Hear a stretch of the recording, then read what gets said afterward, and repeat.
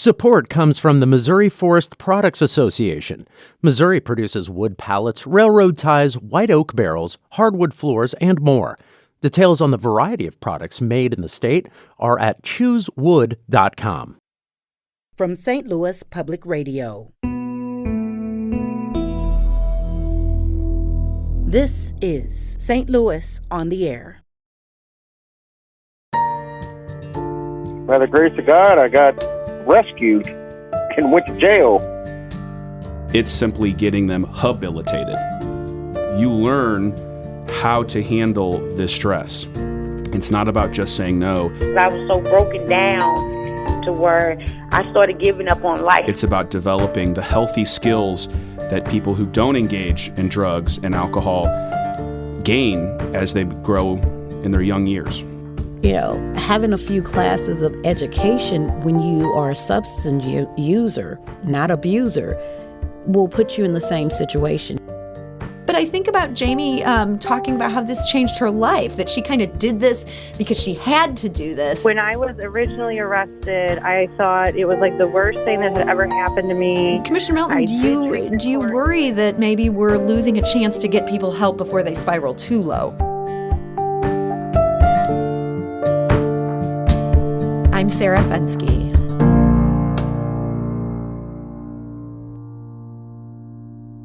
On this day, 25 years ago, St. Louis launched something new for the region and nearly new for the state. The St. Louis Circuit created Missouri's second ever drug treatment court. And since then, the court has been quietly working to help people facing criminal charges that stem from drug abuse and dependency find their ways back to good. One of those people is Jody Thompson of St. Louis. The 41-year-old graduated from treatment court 5 years ago. And earlier this week, he told our producer, Emily Woodbury, that over the course of his life, he's had 24 felony convictions. I always grew up in the streets, living a lie, thinking that the way I was living was the way it was supposed to be. Selling drugs, doing drugs, and I was not a good person. And by the grace of God, I got rescued and went to jail. And I got a second chance by getting into the drug court program. It was not an easy walk. I had a lot of bumps in the road and hit my head 1,000 times, but they never gave up on me. And I, of course, didn't give up on myself. Now, Jody Thompson spent about 3.5 years in the program. He says treatment court was tough, but that it was what he needed. He says the treatment court structure helped him in a way that typical criminal justice procedures did not. When they release you from prison, they put you on probation or parole. I was on actually both at different times in my life. You have stipulations, but you don't have hardcore structure and stability, and you don't really have a foundation. You go see your PO or you don't. With drug court, you're mandatory to see your parole officer. You're mandatory to attend treatments, to go to classes. You're mandatory to get a job. They put that foundation on you, and if you don't abide by it, well, you get to go to jail. And I went there quite a bit of times. On weekends, the structure and stability of drug court, in my opinion, is awesome. At first, everybody hates it. Nobody wants to do it. It's like, man, that's too hard. No, it's not. It's on what you make it. And at first, I didn't make it easy. It was an 11-month program whenever I went in there. Well, I ended up making it 3.5 years. So I became a veteran down there, and I loved every bit of it, even the bad times. Now, a major condition for people in treatment court is that they secure employment. Jody got a gig doing landscaping for $10 an hour. That job led him to the career he has today as a small business owner. And with me having that job, I've seen a different way of life, and I thank drug court for that. Today, I'm a very, I will say, successful business owner. I own my own tree service and landscaping company, Thompson's Tree Care, and I got over $250,000 in equipment to do jobs. I've landed I have some of the biggest contracts in St. Louis, the biggest names, SLU High School next to the zoo, got the Dome downtown, Emos, Lafayette Square Restoration Committee, Tower Grove South. And it continues to go on and on and on. And this, before I got into drug court, never would I have imagined that I would be in a position I am today. Now, Jody Thompson told our producer that he's been sober now for 7 years, and he is just one of an estimated 2,200 people who have graduated from St. Louis Treatment Court in its 25-year history. And joining us now with more on Treatment Court and how it works are its two commissioners. Matt Melton is a former public defender who was appointed a commissioner of the Treatment Court in 2015. Commissioner Melton, welcome. Good afternoon. Thank you for having us. And we're also joined today by Rochelle Woodiest. She's a former prosecutor who was appointed Treatment Court Commissioner in 2013. Commissioner Woodiest, welcome. Thank you. Good afternoon. So, Commissioner Woodiest, you were a prosecutor who worked in the treatment court. What made you interested originally in that part of the circuit attorney's caseload? Well, I tried several cases, criminal cases as far as possession, burglaries, gun cases, assault cases, and I knew we had a treatment court, and I think I'd sat in or covered for the prosecutor at the time, and liked the aspect of taking a look at cases where it was driven by substance use, and instead of us prosecuting at that time, working with the courts to give this person an opportunity for some rehabilitation is the word we were using, and treatment, and an opportunity to turn their lives around and become that productive citizen instead of another person that we're putting in prison. Yeah, I mean, so when you were working as a prosecutor, I imagine that work in some ways could be kind of depressing. Like, here's people with problems and they're going to have to go do their time. This felt like something different. This felt like something different. There are cases that I prosecuted, and I felt very, very good and happy about the outcomes. And I knew this was for a reason, and there were victim cases, and there were cases where people were repeat offenders. Taking the opportunity at that time to work with offenders where a majority of the cases were their first felony convictions or arrests, and the opportunity to work with someone to assist them and having this case dismissed before it becomes part of their record. And that was the very initial stages of working with the treatment court. So taking a look and having some input on what was coming through the doors in treatment court, and being a prosecutor to say what looked like a good candidate and what didn't, but have an opportunity to work with people that said, let's go a different route. Let's give them an opportunity to change their lives. And Commissioner Melton, you were coming from the opposite side of this. You were there as their defense attorney. Yes. But sort of also maybe that same opportunity, a chance for somebody to change their life? Yes, totally. My story is not as thrilling and sexy as my colleague here. I was, my first day hired on in the public defender's office, they just placed me into drug court. I thought I was going to be going to trials and doing hearings, and they didn't have any of that work at that time. So they brought me on as a, quote, paralegal and placed me in the drug court program, and I immediately get to sit at a table in a judge's chambers, in a commissioner's chambers, and sit with a prosecutor, with a probation officer, with treatment people that I never came into contact with in law school and preparing to be a lawyer. So that right there, I was given a front row seat at a program that was helping hundreds of people. And it was nothing that I had ever dreamed of. And looking back on it, it was probably the most important day in my professional life. And so the two of you went from working within this court to basically being the people who run this court as the commissioners. This is obviously work that stuck. I want you to help us understand sort of how this works. From what Commissioner Woodiest said there, this is something that's completely voluntary. So your clients, when you're there as a defender, they're saying, okay, I want to go in this alternate path? Yes, the justice system is very good about offering a defendant options. However, some of those options are not particularly practical. I mean, you can always take the option of going to the Department of Corrections and doing prison time. But really, let's try something different, something that may require more time, more work. that is sort of the point of the treatment court. It is a complete consolidation of community treatment and community supervision in a courthouse setting. So this is no get out of jail free card, but it makes me wonder how this is different from just you got to check in with your parole officer. What's different about being in treatment court? Well, what's different is some of those conditions that you normally are given on probation, the treatment court and the team as a whole are working to help you complete those. So the goal is to remove some of those obstacles that you have when you come into the criminal system.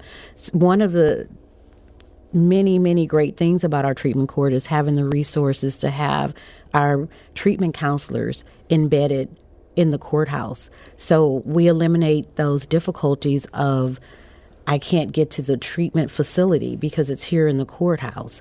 We have our probation officers who are dedicated to treatment court in the courthouse on the same floor. So we're eliminating that transportation problem of I can't get to see my probation officer. Oftentimes those appointments are on the same day that you may have treatment. What's unique is we have a case manager. So some of those obstacles that you would have when you're told to go forth and get a job and you don't have a resume or you don't know how to begin that process because you've never had a job. So I was about to say legal job. So we that's a fair distinction there. So we have team members that work with the defendants that are now participants in the program, and we have someone working with them to remove as many of those obstacles and also teach them how to learn how to find their own resources and remove those obstacles for themselves. So, Commissioner Melton, there are a lot of resources here, and they're right there. I mean, this sounds like a great thing, but then this is also a little bit different than some of these, nonprofit programs that are just trying to help people by wrapping around services, in that you guys also have a little bit of a stick that goes along with the carrot. The carrot is not as viable if there's not a stick on the other side. Treatment courts, it took a long time for them nationally and statewide to evolve to where they are now. And in the beginning, it was much more of the stick. It was a mindset of drugs are bad. If you don't use drugs, you will be good, so go be good. And it has grown, and we've learned that this is really a long-term behavior modification program. We often use the word rehabilitate when it comes to the criminal justice system, and that's simply not the frank world of most of our participants. It's simply getting them habilitated. Mm-hmm. If you've never had a job, if you've never dealt with your mental health issues, if you've never been sober since you were a teenager, it can be almost overwhelming to think about a world where those items are not there. Mm-hmm. So we work with a big carrot, and we try to use that stick incrementally only to keep someone from getting involved in negative behavior. So, Commissioner Woodiest, I remember back when drug courts were first coming into the national consciousness, and it's funny, it seems like Claire McCaskill was part of that. She was there in Jackson County, Missouri, had one of the nation's first drug treatment courts there.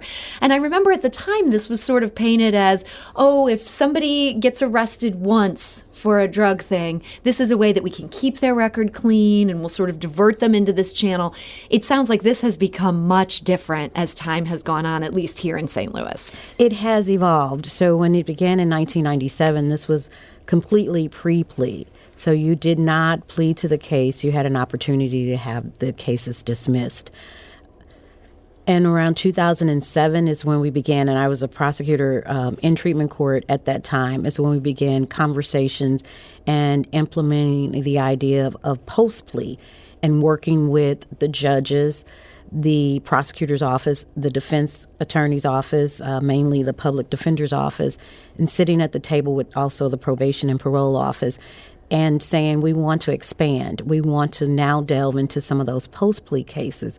Some of those cases where the person took probation the first time. Yeah, I'll do probation for 2 years. And then a few years later, they get another case, another possession case, or another burglary case.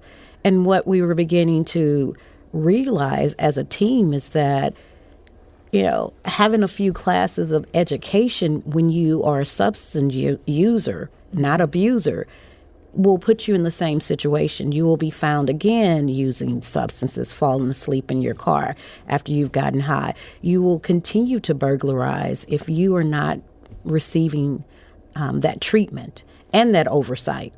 And so this is much more intensive work maybe than that was originally in mind when these sort of courts were developed. As you said, it's this process of you have to actually habilitate people. You're almost helping people, giving them the chance to rewire their brains. Yes, drugs are more often than not the sole problem for our people in our program. It is much more beyond the simple act of whether they are using drugs or not using drugs. And we work with cognitive behavioral therapy and using our modules, our best practices that are shared with us nationwide, statewide, as really good resource and teaching tools for our participants. The concept of treatment being everybody sitting around a table telling old war stories, how they used to get high, that works well on television. That's not actually treatment.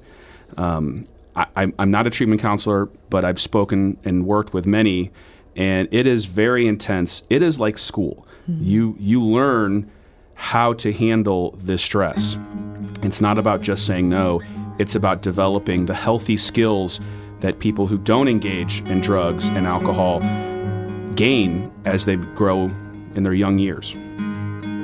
We do need to take a quick break, but when we come back, we're going to hear from somebody else who's seen their life change. This is St. Louis on the Air on St. Louis Public Radio.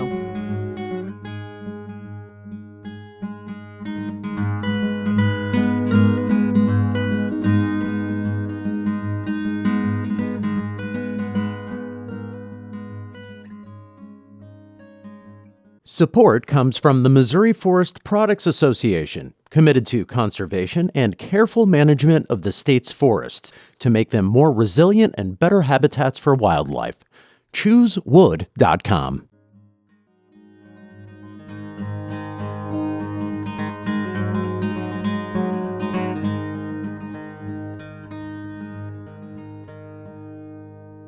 Welcome back. Today is the 25th anniversary of the founding of the St. Louis Circuit Court's Drug Treatment Court, and my guests today are the court's two commissioners. That's Rochelle Woodiest, who's a former prosecutor doing this work, and Matt Melton, who's a former public defender, helping people get the treatment they need when they're involved in the criminal justice system. And one of the people that they have helped is 43-year-old St. Louis resident Jamesia Smith. She spent 2.5 years in treatment court, and she graduated this February. It is highly intense, but it is a beautiful program because it definitely saved my life. The judge was willing to work with me through all the complications and problems that I was giving them.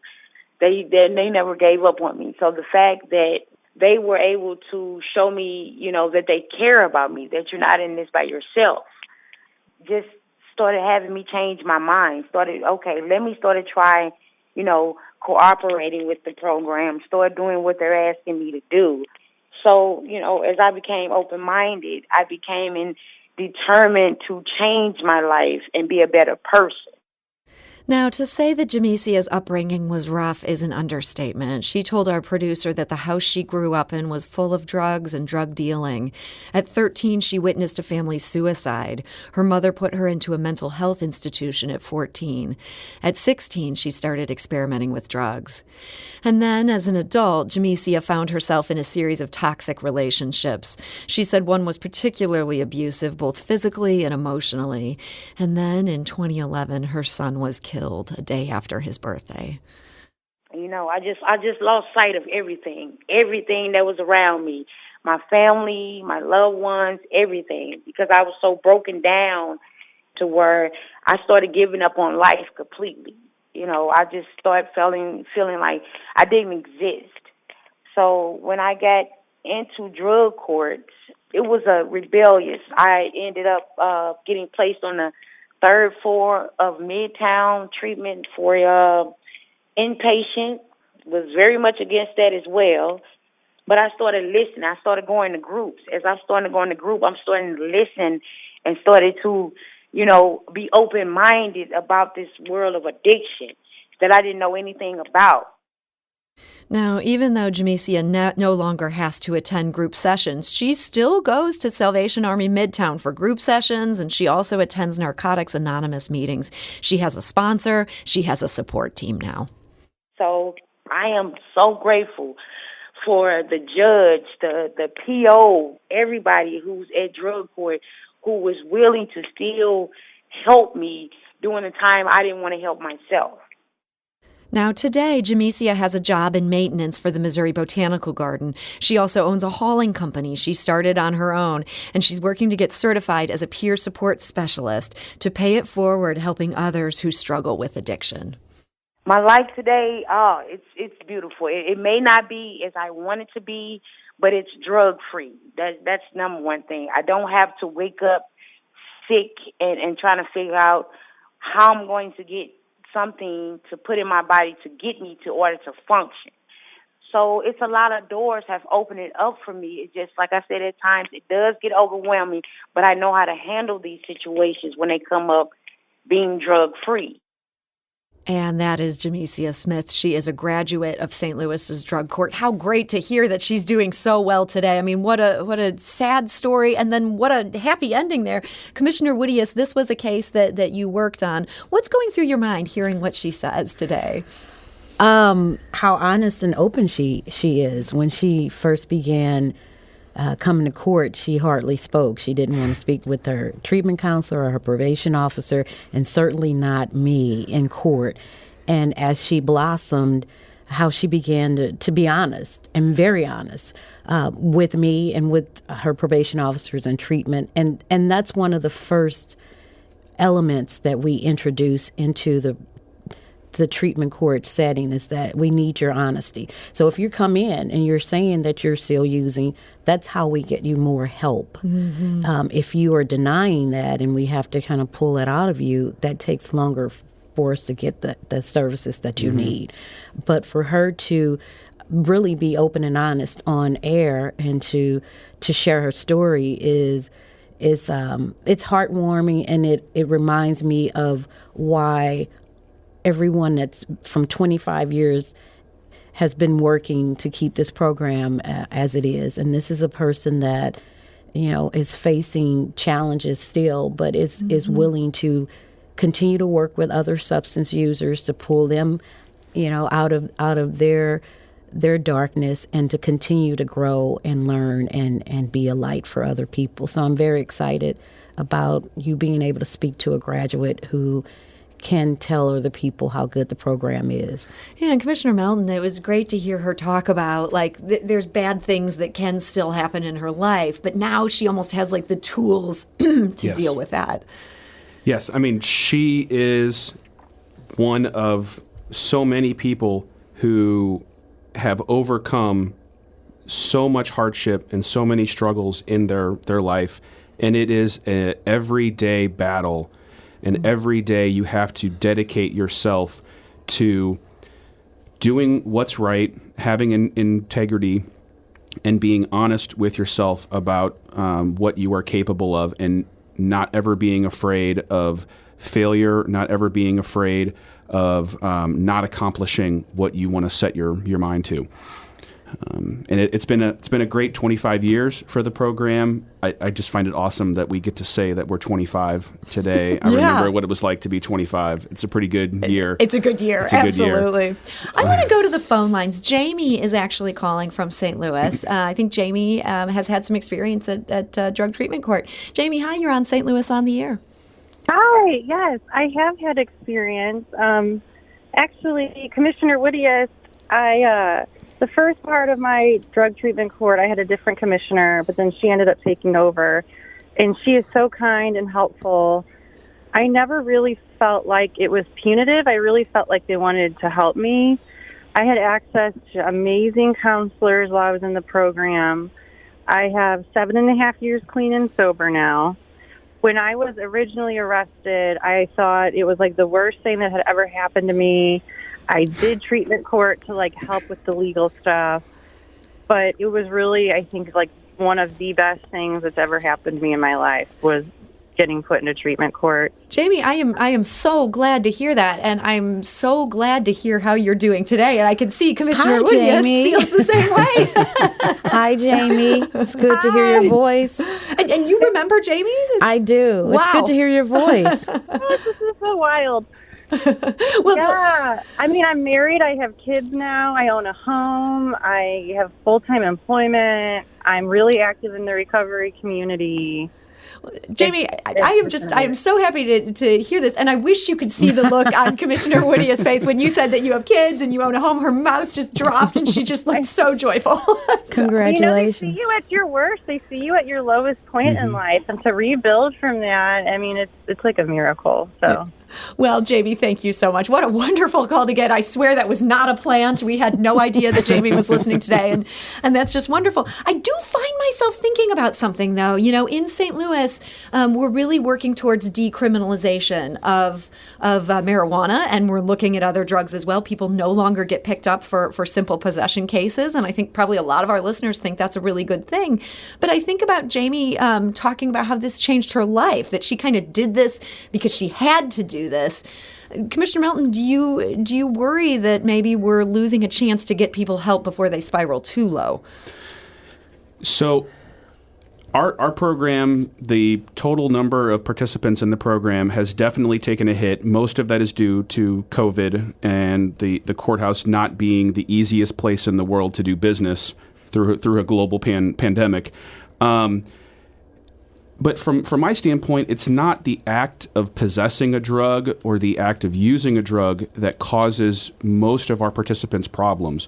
The overwhelming popularity of our program is filled with people that are charged with offenses involving breaking into people's homes, committing assaults, lower-level robberies, stealings, driving stolen cars, and also possession of drugs or potentially involved in moving drugs. And it's those crimes that I think have a greater impact on our city. I'm more worried about, the safety of my home and my family, and I'm less worried about the safety of what's in someone's pocket. The choices that our participants make before and after they use, there have to be hundreds and thousands of people just like Jody, just like our current participants who have been touched by substance abuse, who have been touched by that criminal activity. And those are the people that we're interested in helping. We're not really that interested in helping the simple marijuana smoker. Yeah, and that's not the person that's coming your way at this point in St. Louis. I imagine years ago it might have been a different scenario. Commissioner Woodiest, and any thoughts on that? Like sort of who you're trying to help and whether these people are able to get to you guys in time? We are trying to help, and everyone knows that the opioid, that was, to me, that's a pandemic in itself. Yeah. So we've been fighting opioids and heroin and now fentanyl for over 20 years, as a matter of fact. So I am worried about the person that is sitting in the car and overdosing in a park or overdosing in their home, and there's no help, and they've not been arrested. So there's this population that doesn't have cases. They're not being arrested. And we deal with the criminal justice system. There are other resources in the community that are, I believe, being more vocal about assisting people that are not in the criminal system. But those cases that are coming our way, as Commissioner Melton was saying, as some of these cases begin going to trial or pleading, I'm hoping to see more of those cases coming into treatment court so we can get those services. And there's been a little delay in moving some of these cases forward, and we're hoping that some of those people are able to come back into court, take accountability for their actions, and admit that they do need some assistance. They need some substance use treatment. And that delay is because of the pandemic. Because of the pandemic, yes. Yeah. So, wondering about capacity for this treatment court. What you're talking about is so intensive, and I know you guys are doing about 80 to 100 graduates every year. The pandemic has disrupted everything, disrupted that. But at this point, if somebody is in the St. Louis Circuit Court system and they're brought up on criminal charges and they want to do drug treatment court, is there a place for them or not necessarily in light of current capacity? Well, in light of current capacity, we are working on increasing our capacity. So yes, if there's a case coming forward and this person is screened and found to be a substance abuser, and we have different screening tools that make that determination. And once that is happening, we certainly have the capacity to work with that person. So we're looking forward to increasing our capacity. And we have the resources. The city of St. Louis, the state of Missouri, has been very generous in providing resources to the treatment courts. And the goal of the state is to increase treatment courts even further throughout the state of Missouri. So we have the support from Jefferson City for this treatment and the support of the city of St. Louis for us to continue to do the work that we do. Wait, that's great to hear. And, it was interesting as I was researching this, learning that it was in 2018, this was more than 2 decades after the St. Louis court was founded, that the state legislature passed a bill expanding these courts to every county, really sort of saying this is a model that works. St. Louis was ahead of the curve on this. And Commissioner Melton, I know that you believe that was due to some extraordinary people doing extraordinary things. Our program was created by a judge who moved on to the Court of Appeals and has long since retired, James R. Dowd. And he started the program just because he kept seeing people come through his dockets that were clearly substance abusers and clearly not getting help either in jail or just on simple probation. And while he has stepped away from the program, he is still practicing law, and all of his successors, from Barbara Peebles and James Sullivan and Michael Noble, are all circuit or associate circuit judges currently in our circuit. We know that in St. Louis, we're really good about finding out the people that come through our courthouse, whether or not they have a substance abuse problem.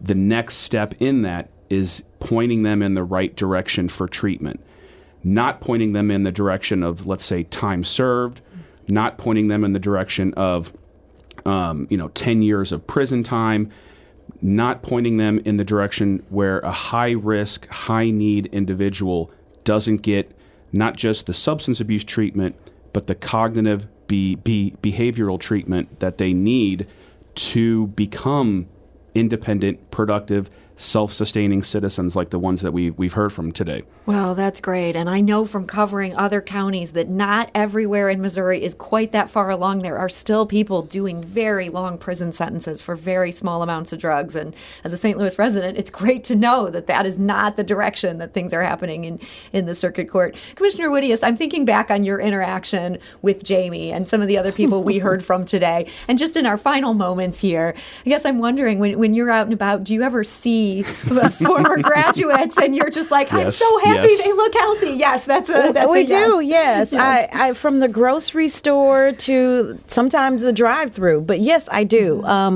I have to say 2 things. One is I do see them, and I'm happy that they're walking towards me with a smile. As a former prosecutor, you don't always have that. That's true. So I'm glad about that, but I'm even more excited because I'm seeing them either working or they're telling me about the work they're doing, like Jody, having the tree cutting business and being very happy as a small business person. So it's great to see them because they are also taking on this idea that I'm a productive citizen in the city, and they're excited to say, I'm paying taxes. I'm like, good.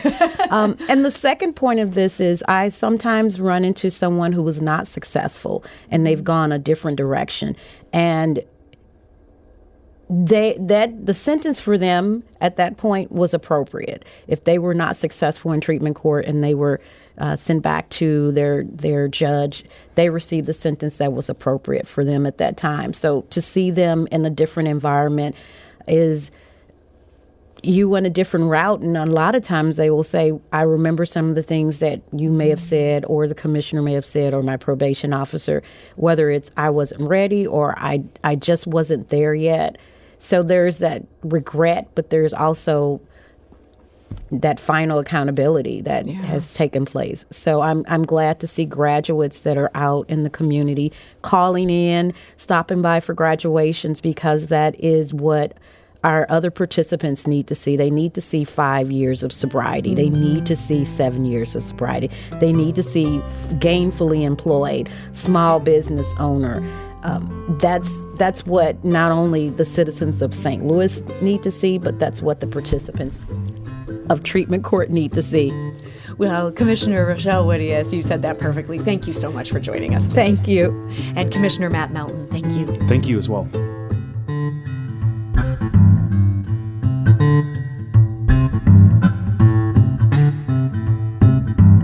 Today's episode was produced by Emily Woodbury and Sarah Fensky, with audio engineering and podcast design by Aaron Dorr. Our executive producer is Alex Hoyer. St. Louis on the Air is a production of St. Louis Public Radio.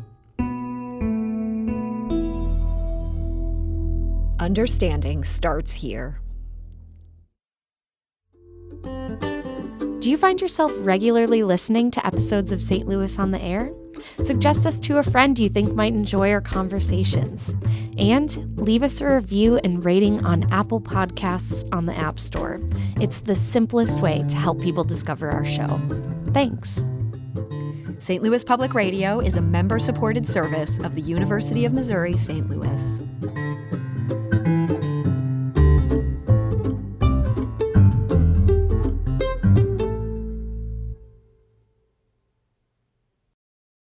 Support comes from the Missouri Forest Products Association.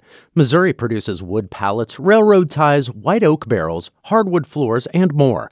Details on the variety of products made in the state are at choosewood.com.